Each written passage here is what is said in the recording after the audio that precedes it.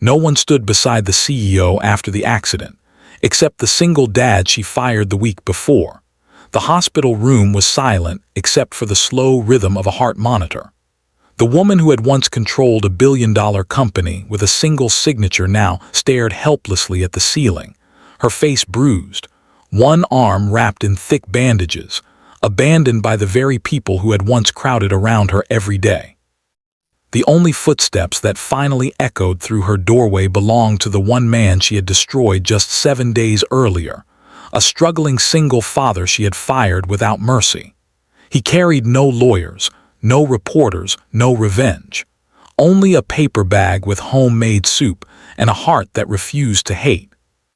If you believe kindness is stronger than revenge, and that everyone deserves a second chance, please take a moment to like this video, leave a comment, share it with someone who needs hope today, and subscribe to Kindness Echoes. Your support helps these inspiring stories reach more hearts around the world. Ethan Brooks had never imagined that his greatest lesson in life would begin on the worst day of it. For 3 years he had worked faithfully at Sterling Dynamics, arriving before sunrise and often leaving long after dark. His coworkers knew him as the quiet man who never complained, even though every evening he rushed home to care for his 8-year-old daughter Lily after losing his wife to cancer 4 years earlier. Life had forced Ethan to become both father and mother, provider and comforter, homework helper and bedtime storyteller. Every paycheck mattered because there was no one else to depend on. Every smile he gave Lily came after hiding another worry about rent, groceries, or medical bills. When Vanessa Sterling became the company's new CEO after inheriting the business from her father, everything changed overnight. Brilliant, disciplined, and fiercely ambitious, she believed emotions weakened leadership. Numbers mattered. Efficiency mattered.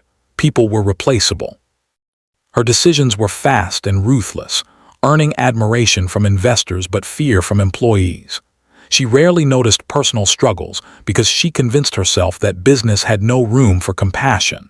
Then came the mistake that changed Ethan's life. A software report was submitted late after Ethan had rushed Lily to the emergency room with a severe asthma attack. Although he had informed his supervisor, the message never reached Vanessa before the quarterly board meeting. Furious over the missing report, she demanded immediate accountability. Without asking for an explanation, she called Ethan into her office, listened to only a few sentences, and terminated his employment. Security escorted him from the building while dozens of coworkers lowered their eyes in silence. No one defended him. Some feared losing their own jobs. Others simply looked away. Ethan walked out carrying a small cardboard box containing family photos, a coffee mug decorated with Lily's fingerprints, and years of loyal service reduced to 15 humiliating minutes. The hardest part wasn't losing the paycheck. It was returning home and explaining to his daughter why everything suddenly felt uncertain again. That evening, instead of crying, Ethan cooked dinner, helped Lily finish her school project, and quietly searched online for any work he could find. Hope became something he forced himself to practice every morning. Only a week later, the city awoke to shocking headlines. Vanessa Sterling had been involved in a devastating highway accident during a late-night return from an executive conference. Her luxury vehicle had been crushed beneath a transport truck after another driver lost control during heavy rain. She survived, but multiple fractures, internal injuries, and months of rehabilitation awaited her. Investors panicked. Company executives quickly shifted their loyalty toward interim leadership. People who once praised her every decision suddenly stopped answering phone calls. Expensive flowers arrived from corporate partners, but very few real visitors came. News spread quickly across the city. Ethan saw the story while waiting in line at a temporary warehouse job paying half his previous salary. For several long moments he simply stared at the screen. Friends expected satisfaction. Some even joked that karma had finally caught up with the woman who had ruined countless careers. Yet Ethan remembered something his late wife used to tell him whenever life felt unfair. Never allow another person's cruelty to decide the kind of person you become.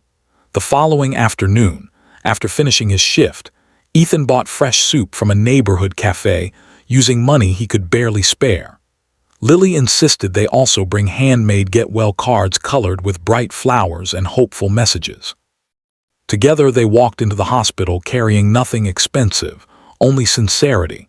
When Vanessa opened her eyes and saw Ethan standing beside her bed, confusion crossed her face before embarrassment settled in. She expected accusations. She expected bitterness. Instead, she saw genuine concern reflected in tired eyes that had every reason to hate her.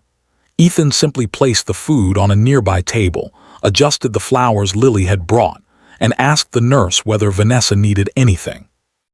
Over the following weeks, Ethan continued visiting whenever work allowed. Sometimes he brought books, sometimes groceries, sometimes he simply sat quietly while doctors completed examinations. Vanessa slowly discovered that loneliness hurts far more deeply than broken bones. Every day she watched executives postpone visits because of important meetings. Board members communicated through assistants. Friends disappeared. Only the man she had discarded continued showing up consistently, without asking for anything in return. During long afternoons inside the rehabilitation center, Vanessa began reflecting on decisions she had always justified as necessary leadership. She remembered frightened faces leaving her office after layoffs. She remembered choosing profits over patience. Most painfully, she remembered Ethan trying to explain about his daughter before she interrupted him. For the first time in years, success no longer comforted her. The silence forced honesty. Outside the hospital walls, Ethan's own life remained difficult. Bills accumulated. His warehouse contract offered no security. Lily worried every time another overdue notice appeared in the mailbox. Still, Ethan refused to mention his own struggles during hospital visits because kindness, he believed, should never become a transaction. One rainy evening, Vanessa asked her assistant to investigate Ethan's employment history. The report shocked her. Every performance review praised his reliability. Managers described him as dependable, innovative, and respected by coworkers. The delayed report had indeed resulted from a communication failure after Lily's medical emergency. Vanessa realized she had never actually looked beyond one incomplete file before destroying someone's livelihood. Recovery transformed more than Vanessa's body. It reshaped her understanding of leadership. Months later, when she finally returned to Sterling Dynamics using a walking cane,